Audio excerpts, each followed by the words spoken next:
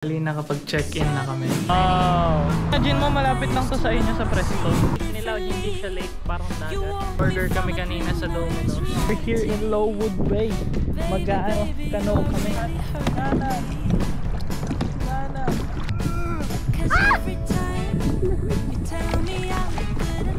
Malamig ka, pre. But nothing ever changes. And now I see, baby, you are hurt. Good morning guys, today is our day 3 of our Lake District travel. Time check, it's 9:55 in the morning. Ako gusto. Ako na.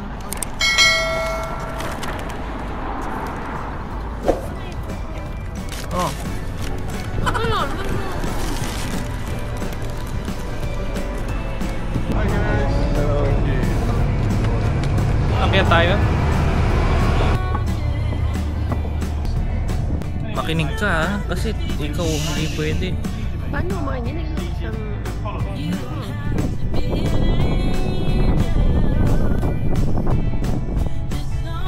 Takot ka ba? Laglag kita. Pwede mga biglang. Ay, nalaglag ko yung salamin mo. Nalaglag kita.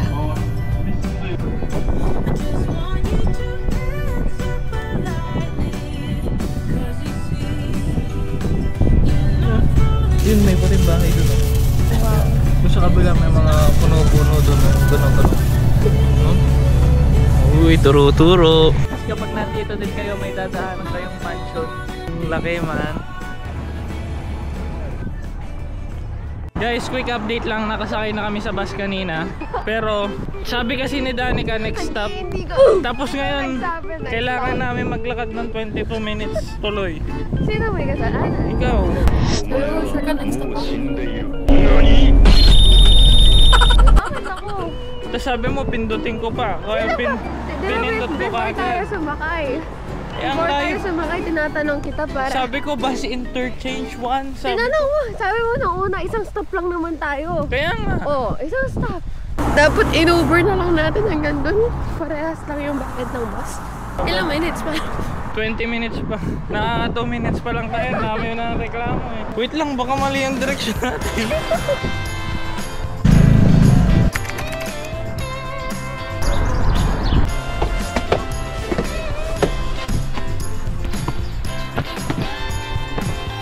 Guys, nag-uumpisa na kami mag-hike.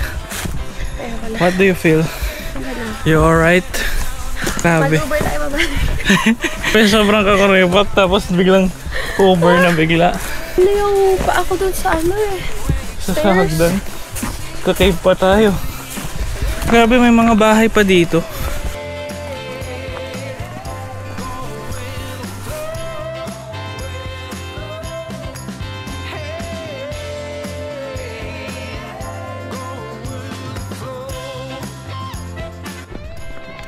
Hello. So, now, pagod na ako. Pero I feel like, once na makita ko yung waterfalls, maybe, ma-feel ko na worth it ang pagod ko kasi pagod na ako. Guys, on your way paakyat, merong coffee shop na malapit dito na madadaanan nyo. It's good for stopovers kasi most of them, mga pumupunta dito, nakasasakyan. And kami, naglakad lang kami kasi yun nga, wala kami sasakyan. At the same time, parang hiking na din siya. Malamig sa labas, pero medyo mainit na sa katawan kasi yung paglalakad namin puro pataas. Para sa akin, is a very good hiking para sa mga taong nagsa-start pa lang na mag-hike, ganon. Kasi ano lang siya, parang feel ko maiksi lang siya and it's not that bad. May footwalk kayo na nilalakaran. Bumili lang kami ng tubig dito guys, tapos after this, tutuloy na ulit namin yung lakad namin. A few moments later. Malapit na kami sa peak ng mountain na pinupuntahan namin. Ito na yung view namin. Oh. Try namin pa umakyat pa. Pero sa ngayon, ito na muna. Yan, maganda naman siya. Enjoy the view guys. Maybe kung mag-pulse muna tayo, ma-ano ko. Okay, I have the energy again. Let's see the falls. Guys. Niscam mo ko dun ah. Falls muna ulit. Niscam mo ko, sabi mo. Hindi, akala ko kasi diretso lang yung falls. Kaya gabala ko ipatanong dun sa coffee shop kanina. Dun lang naman natin narinig yung tubig. Wala na ako narinig. Akala ko it's on the other side. Kasi paano pag pwede mag-swimming? Papa. Oh, hindi ko nga.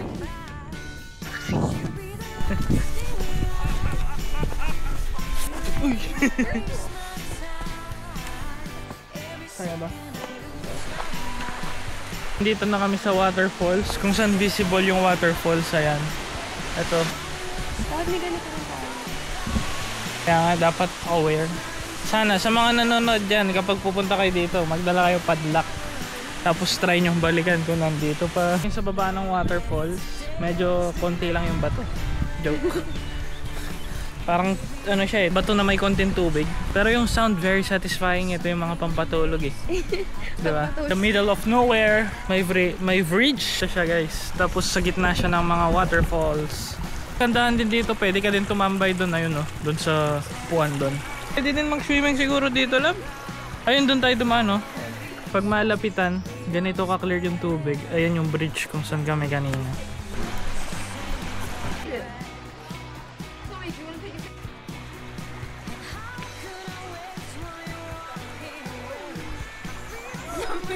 Wala to sa plano tong pagsiswimming na to. Nakuha lang sa pagpipilit. Omsim. Grabe lamig. Parang nasa fridge ka. Oh! Sakit. Hindi ko kaya. Hindi ko kaya. Aray. Ang lamig. Hindi ko kaya. Hindi ko kaya magbabad. Sobrang lamig. Sayang. Hindi, wala akong nawala sa sarili. Uy. Ah.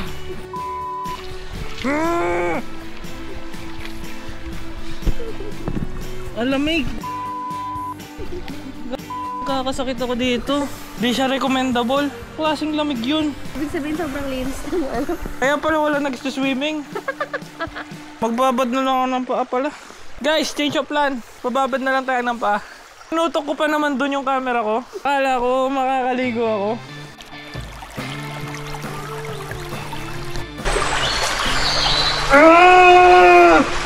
Lamig!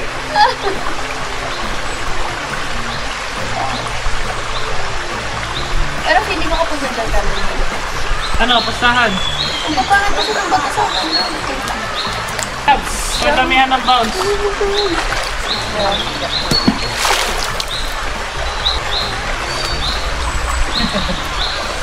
Hindi ako marunong mag-parkour sa mga bato lang. Paano ko babalik? Love! Malamig! Kasama. Sige. Pakialam ko yung damit mo. Ano pala? Wag! Paalis na kami dito sa falls. To our next one, pupunta kami ng cave, Rydal Cave. At saka yung Rydal na village. Madami nagsasabi maganda daw pumunta doon. So yun guys, on to our next one. Pero bago yon, mag-hike muna kami ng pababa. Kasi ito yung inakyat namin, so kailangan namin bumaba.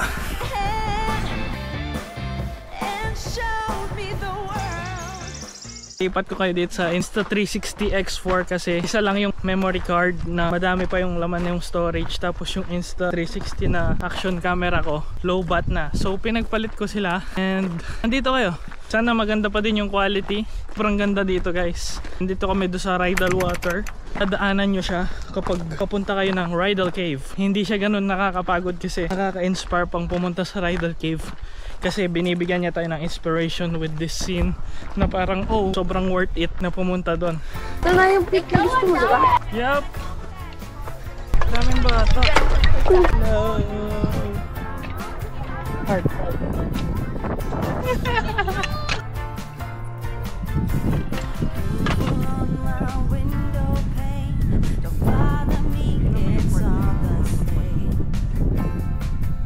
Ito So guys, papasok na kami dito sa Rydal Cave and samahan nyo kami and makita nyo yung reaction namin. It's a bit loud inside kasi madaming mga bata nag-field trip. May tubig pala. Guys, para makapunta dun sa cave, kailangan yung tumawid dito sa may tubig. May mga bato-bato na parang pwede nyong apakan para makapunta doon.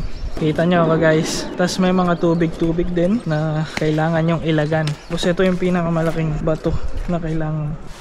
Oops. Your turn. Kailangan yata umalis ako eh. Babasa ba si Danica? May extra medyas naman. Uy! May tricks! Ay, sorry. Bawal pala maingay. Kasi nag-e-echo. Ito lab, malaki din to. Wala nang kaya ng banda. Siguro. May mga isda pa dito. May mga tilapia. Guys, we're finally here inside the cave. Ikaw din, picturean din kita dito. Madulas lang. Kaya mo yun. Hindi siya tayo.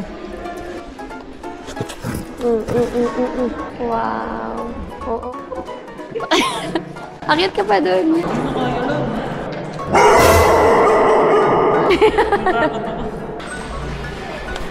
Spider-Man!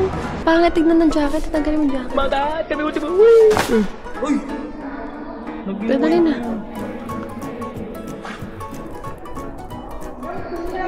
Huwag ka malaglag ha.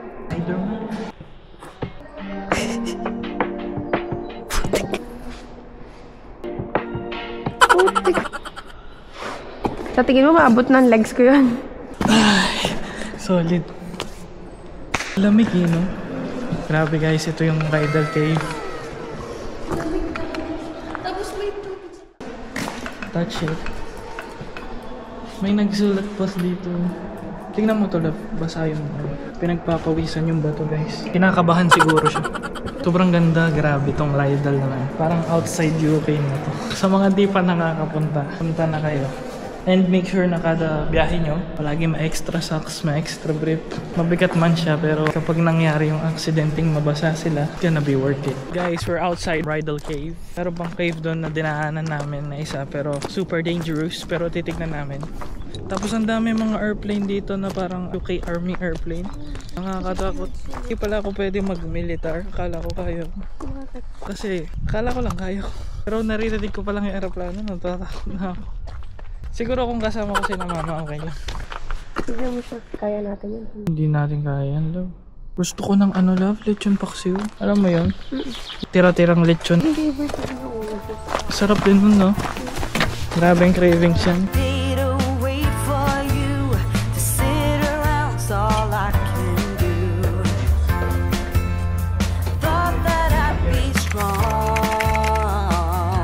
Good morning guys! Today is the start of our last day here in Lake District. So ang unang gagawin natin guys, kasi magcha-check out na tayo. Maganda siguro kung habang hinihintay si Danica ay tatanggalan natin ng mga bedsheet. So, ito na yung last na pupunta kami dito sa bus stop na to. Guys, motorbike kami for our last day. Would be on Bonis on Windome. Wow, may accent na. Magmo-motorbike. Oo, medyo malamig guys ng konti. Itong araw medyo nakakaloko eh. Kanina sobrang init, ngayon malamig na. Lang kami sa aming biyahe for our day 4.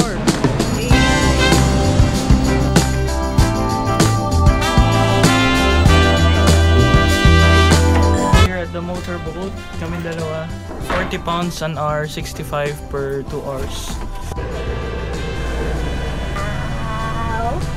Nasa gitna na kami ng island. Plano namin bago mag-maneho, kumain muna. Medyo nakapag-drive naman, nakita nyo naman. Si Danica na magtutuloy dito hanggang mamaya. I'm sorry?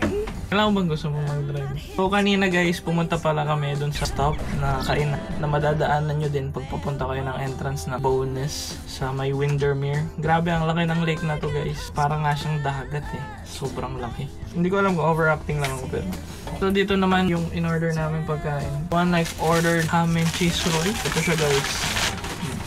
Kain lang kami guys. Enjoy the food. We've made it na eh. Parang mayaman na tayo eh. And dito pala guys, nabubuksan pala to. Pero sobrang init kasi. Guys, shoutout sa mga pinsan ko. Ano na? Susunduin ko na kayo galing Pilipinas. Dani ka naman.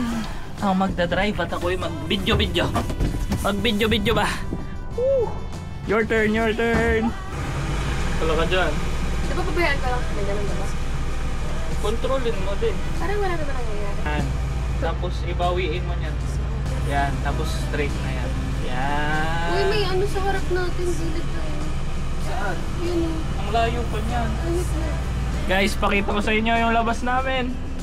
Let's go. Don't expect you to lie down flat, not unless you Let's go, love.